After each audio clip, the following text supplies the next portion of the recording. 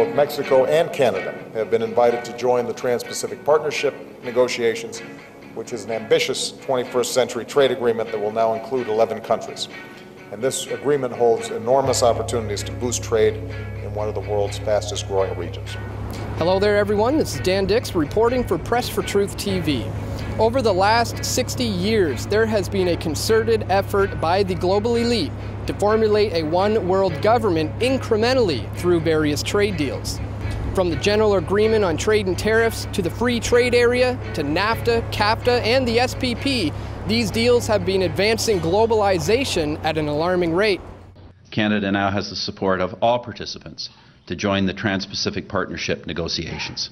The TPP already includes 9 Pacific countries with a combined GDP of over $17 trillion.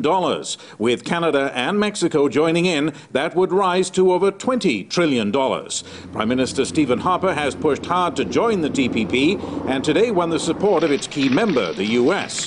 But Harper would not say what Canada had to agree to join the talks. In addition, some of the terms of the TPP deal are already agreed by the other parties, and Harper cannot change them. Now, we have agreed, Terry, there is an accession process, so we don't disrupt the negotiations. We're obviously not going to try and undo what's been done. But these negotiations, in our judgment, are at fairly preliminary phases right now.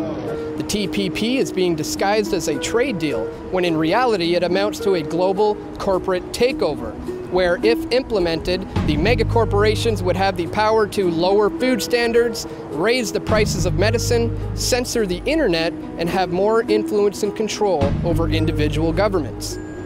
This agreement has been discussed in secret for the past 2.5 years. However, a leaked document has recently revealed the nefarious agendas of the global elite. A chapter from the draft agreement leaked Wednesday outlines how it would allow foreign corporations operating in the United States to appeal key regulations to an international tribunal. The body would have the power to override U.S. law and issue penalties for failure to comply with its rulings. It's been branded as a trade agreement, but really it is enforceable corporate global governance. The agreement requires that every signatory country conform all of its laws, regulations, and administrative procedures to what are 26 chapters of very comprehensive rules, only 2 of which have anything to do with trade. The other 24 chapters set a whole array of corporate new privileges and rights and handcuff governments, limit regulation.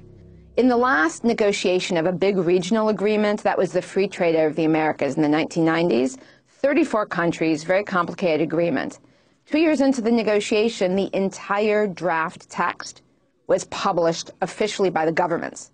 Here we are 3 years into this negotiation with 8 countries, and they will not publish a sentence. In fact, it finally leaked that they had signed a special agreement not to release any draft text for 4 years after negotiations are done. Under NAFTA's system, which has some of this, $350 million have already been paid out to corporations by governments over toxic bans, zoning laws, timber rules.